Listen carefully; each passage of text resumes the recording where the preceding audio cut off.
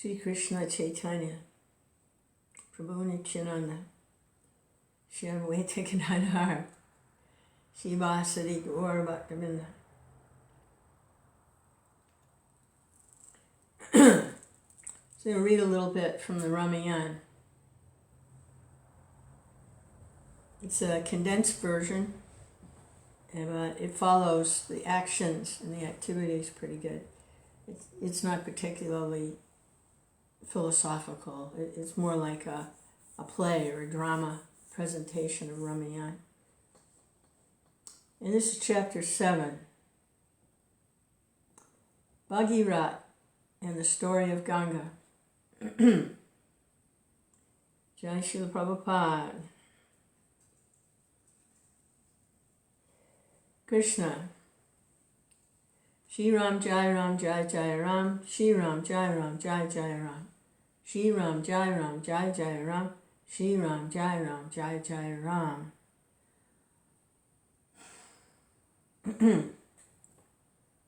So there's a lot going on. All these different personalities. And it's very fast moving, this particular condensed version. So at this point, King Sagara, who was the ruler of Ayodhya before Dasarath, who was the father of Ram. So this story goes way back, before the appearance of Dasarath, before the appearance of Ram, because they're traveling with Vishvamrita, and they stopped at a place where it allowed Vishvamrita to tell this history of the place.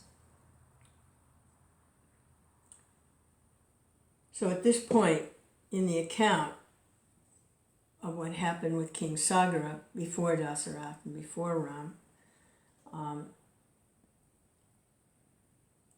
he had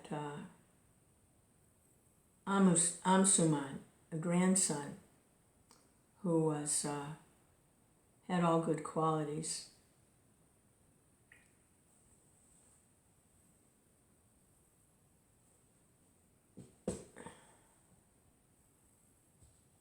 Wait a minute.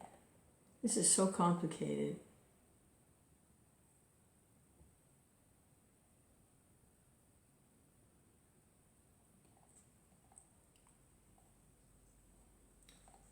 Okay, who did he send?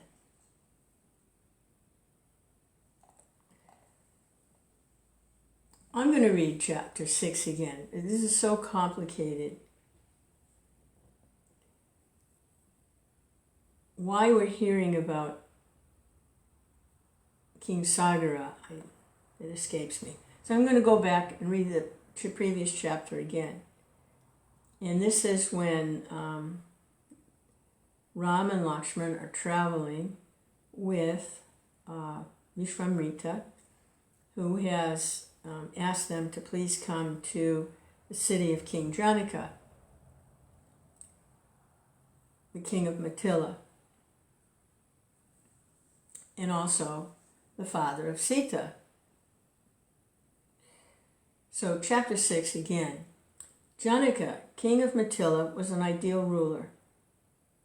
He was a much revered friend of Dasarath, who, when he planned his yajna for progeny, sent not mere messengers but ministers to Mithila to invite King Janaka. Okay, they're friends. Janaka was not only a brave king, but was well versed in the Shastras and Vedas as any rishi, and was the beloved pupil of Yajnavalkya, whose exposition of Brahman to him is the substance of the Brihadaranyaka Upanishad. In the Bhagavad Gita, Sri Krishna cites Janaka as an illustrious example of the karma yogi. Janaka was thus worthy to be the father of Sita, who was to be the wife of Vishnu, come down on earth in human form. Desirous of performing a yajna, Janaka at one time plowed the chosen site. As usual, this was done by his own hand. As the field was being cleared and leveled, Janaka saw among shrubs a baby divinely beautiful. Janaka was childless and accepted the infant as the goddess Earth's gift to him. Taking the child in his arms, he went to his beloved wife and said, "Here is treasure for us. I found this child on the yagna site, and we shall make it our own." And she joyfully consented. The beauty of the goddess Earth, mortal eyes cannot see in its fullness, but we get glimpses of it as we gaze with grateful hearts on the emerald green or golden ripeness of spring or autumn fields, or with awe and adoration on the glories of mountain and valleys, rivers and oceans. This loveliness was Sita in its entirety. Kamban would have it, I don't know who this Kamban is. Kamban. It's kind of written in archaic language. Okay, he was a poet, a Tamil poet, Kamban. Okay, he was a poet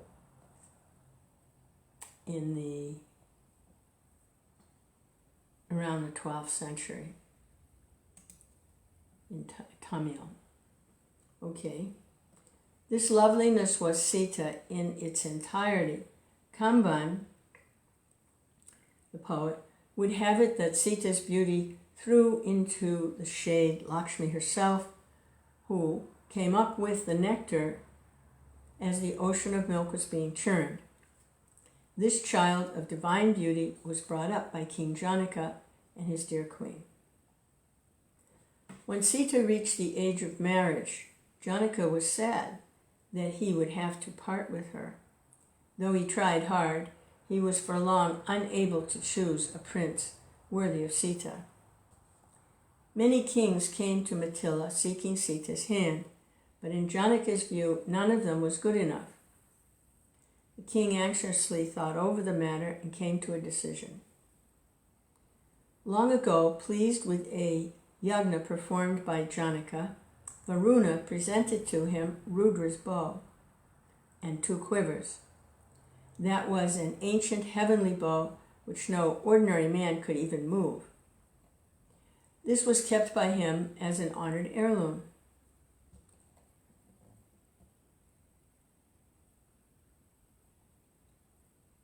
Since only a very exceptional man could be considered worthy of Sita, Janaka issued the proclamation.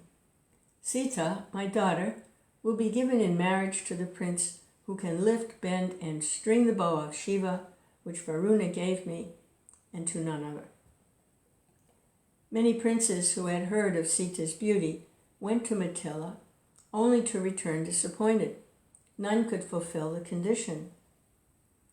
Led by Vishwamrita, the rishis from Siddha Ashram were proceeding to Mithila with their bullock carts transporting their luggage. The animals and the birds in the ashram set out to follow Vishwamrita, but he gently bade them stay behind. It was evening when they reached the river Sona. There they rested for the night, Vishwamrita recounting to Ram and Lakshman the history of the place. Getting up in the morning, they continued their journey and crossed another river, not very deep, and by noon they were at the Ganga. They bathed in the holy river, and the rishis made lustrations to their forebears. They improvised an ashram there, performed their pujas, cooked their food. Meal over, they sat round Vishwamrita, who, at the request of the 2 princes, told the story of the Ganga. Himavan, king of mountains, and his spouse Menaka had 2 daughters, of whom Ganga was the elder. Himavan sent her to the land of the Devas in response to their request, and she dealt with them. Uma, the younger, won the favor of Shiva and became his spouse. So Menaka is the daughter of the king of the mountains.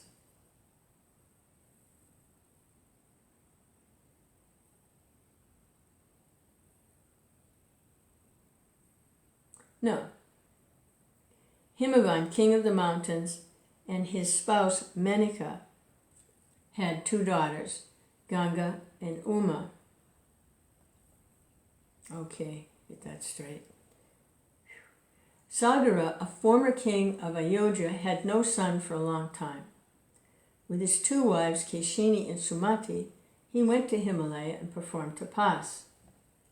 Sage Bhrigu, pleased with the king, blessed him and said, "You will get a number of children and will acquire undying fame. One of your wives will give birth to an only son, and through him your lineage will be continued. The other queen will bear 60,000 strong-armed sons." Sagara's wives bowed low before the sage and asked which one of them would get an only son and which the 60,000 children. Sage Bhrigu asked each of them their own desire. Keshini said she would be satisfied with the one son who would continue the line. Sumati chose the other alternative. "Be it so," said the sage. Satisfied, the king and his wives took leave of the sage and returned to Ayodhya. In course of time, Asamanjas was born to Keshini. Sumati gave birth to a Visaparas mass, which divided out into 60,000 babies. This army of children were taken care of by nurses. Years rolled by, and while the 60,000 grew into strong, handsome princes, Asamanjas turned out to be a cruel lunatic. He indulged in the pastime of throwing little children into the river and laughing merrily as they struggled and died. Naturally, people hated this maniac and banished him from the country. To the great relief of all, Asamanja's son, Amsuman, was the opposite of his father, was a brave, virtuous, and amiable prince. King Sagara launched a great horse sacrifice, and Prince Amsuman was in charge of the sacrificial horse. But Indra, in the guise of a Rakshasa, managed to carry off the animal. The Devas regarded yagnas by mortals as a challenge to their superiority and lost no opportunity of throwing obstacles in their way. If, however, all obstruction was overcome and the yagna was completed, they accepted offerings made to them, and then he who performed the yagna got a due reward. The king was greatly upset when he heard that the sacrificial horse was stolen. He sent out the 60,000 sons of Sumati to go in search of the animal all over the earth and to spare no pains to retrieve it. The loss of the horse, he impressed on them, not only means obstruction to the yagna, but it casts sin and ignominy on anyone concerned. You should therefore recover the horse, wherever it may be kept hidden. Eagerly the sons of Sagara proceeded to search the entire earth, but the horse was nowhere to be found. They even started digging the earth as for buried treasure, and in their anxiety respected neither place nor person, and only succeeded in earning the hatred of all they met. The horse was not to be found. And they reported their failure to the king. He bade them ransack the netherworld. The princes did as they were told, and in Patala they saw the horse grazing in a corner of an ashram not far from the place where sage Kapila, who was Vishnu, sat in meditation. The princes at once jumped to the conclusion they had not only found the stolen horse, but the thief also, and they rushed on Kapila shouting, "Here is the thief, pretending to be a yogi." Kapila, thus disturbed, opened his eyes, and the 60,000 princes were reduced to a heap of ashes. Indra, the real thief, had artfully left the horse here with this very intent. Okay, now chapter 7. Bhagiratha and the story of Ganga. King Sagara waited in vain for the return of the princes who had gone in search of the sacrificial horse. After some days he called his grandson Amsuman and said, "I'm anxious to know what has happened to the princes who went to Patala. You are brave. Go thither, well armed, and find out what has happened. Come back crowned with success." Amsuman went closely following the path of the princes and reached the netherworld, where he saw and paid salutations to the mighty elephants standing guard at the four quarters. These guardians of the quarters uttered encouraging words and said he would succeed in his mission. When in due course Amsuman entered and went around Patala, he was delighted when he found the sacrificial horse grazing contentedly there, but was perplexed and distressed when he saw heaps of ashes all over the place. Could they be all that remained of his valiant uncles? Garuda, the bird king, brother of Sumati, Sagara's second wife,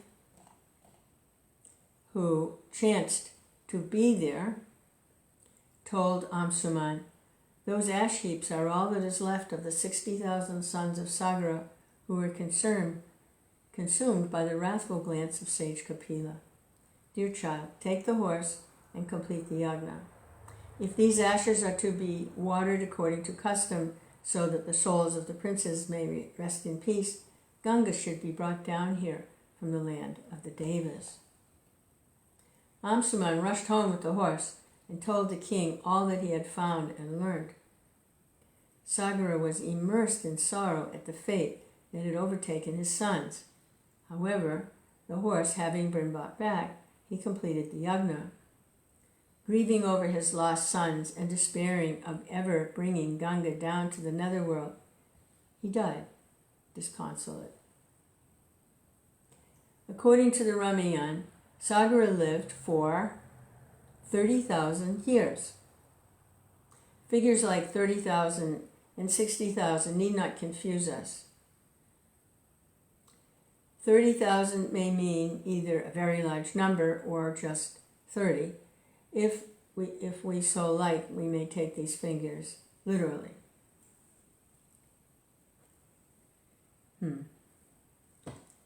It's the compiler here adding his speculation. Amsuman succeeded Sagara as king of Ayodhya and was in turn succeeded by Dilipa. Bhagiratha came after Dilipa. So you got the succession: Sagara, Amsuman, Dilipa, and Bhagiratha. Kings of Ayodhya, before Ramachandra's appearance. Amsuman and Dilipa, though happy and blessed in other respects, died grieving that they were unable to bring Ganga to Patala for the salvation of their forefathers. Bhagiratha was a valiant king. He was childless. Desiring progeny and hoping to bring Ganga down, he left for Gokarna for performing penance, leaving the kingdom in the hands of his ministers. Why are all these kings, they've got 1,000,000 wives, why doesn't anybody have any children? It's kind of weird. Hare Krishna. Anyway, another childless king. Bhagiraj went through severe austerities, with fire on all sides and head exposed to the hot sun, and taking food but once a month, he continued his tapas. So tapas was the thing. Everybody's doing Vishramrita with his tapas, Bhagirath with his, everybody's doing tapas and yagnas. In this age, the tapas is the chanting of the Hare Krishna Maha Mantra, especially together. That's the yagna, that's the tapas. Hare Krishna. So here they're doing the tapas. Fire on all sides, head exposed to the hot sun, taking food once a month.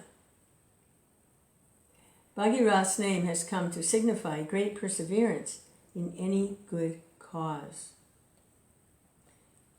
Brahma, pleased with the tapas, appeared before Bhagirath and asked, "What would you have?" Bhagirath told him 2 wishes. "If you have pity on me, bless me with a child. to continue the line of my forefathers. Secondly, cursed by Kapila Muni, my ancestors lie as a heap of ashes in Patala. The ashes should be washed by the waters of Ganga so that their souls may ascend to heaven. May you be pleased to order Ganga to go down. Brahma replied, the Devas are pleased with your tapas. Your wishes are granted, but there's one difficulty.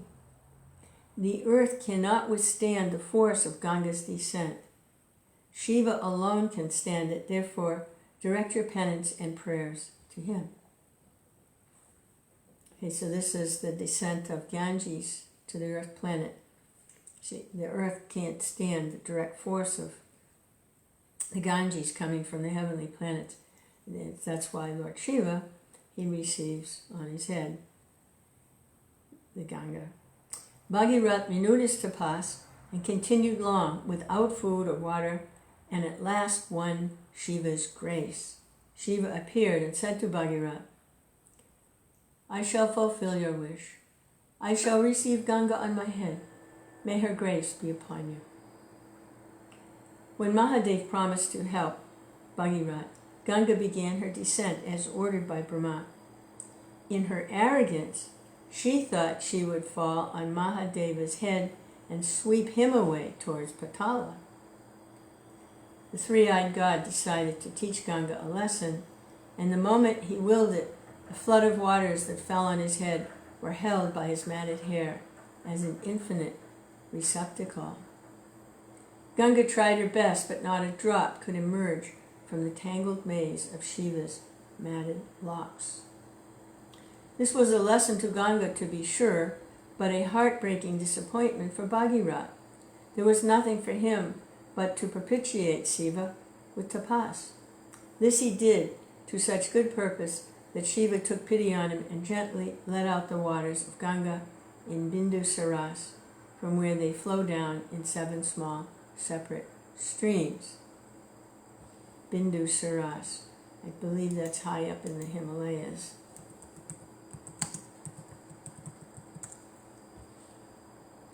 Bindu Saras. Hare Krishna, a holy place.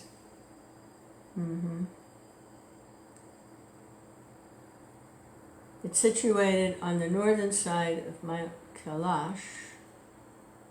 Okay. Hare Krishna.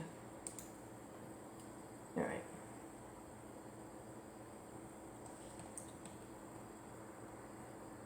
Three of them flowed west. There's 7 branches of the river. 3 of them flowed west, 3 east, and the 7th river followed Bhagiratha, who was full of joy at the approaching salvation of his ancestors. Ganga followed Bhagiratha's triumphal chariot. The waters danced and shone like lightning flashes as the river made its course, and the Devas and Gandharvas assembled above to witness the grand sight.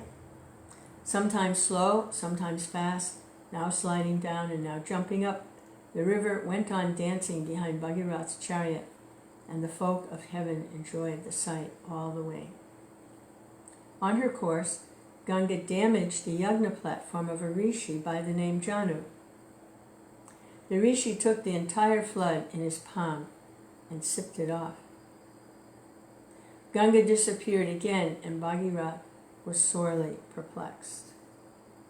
So the sage Janu took the entire flood of that one rivulet, swallowed it. So Ganga disappeared again. First she disappeared in Lord Shiva's matted locks, and now she's disappeared as she damaged the yagna site of the rishi named Janu.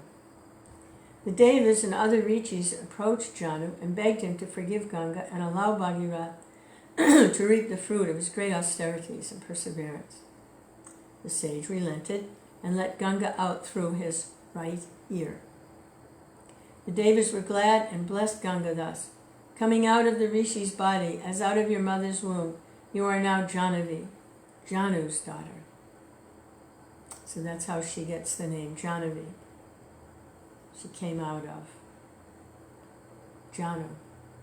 There was no further hindrance or mishap, and Ganga reached Patala through the ocean.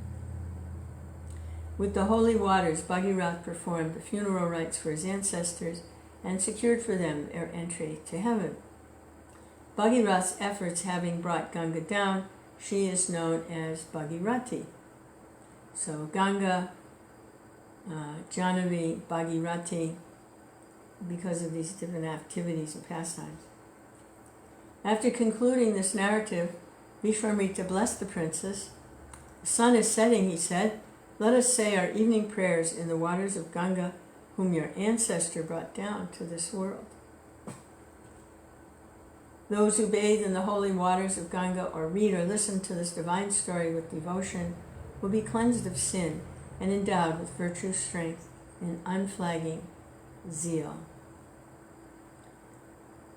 Hare Krishna, Krishna Krishna, Hare Hare, Hare Rama, Rama Rama, Hare Hare, Hare Krishna, Krishna Krishna, Hare Hare, Hare Rama, Rama Rama, Hare Hare, Hare Krishna, Krishna Krishna, Hare Hare, Hare Rama, Rama Rama, Hare Hare, Hare Krishna, Krishna Krishna, Hare Hare, Hare Rama, Rama Rama, Hare Hare.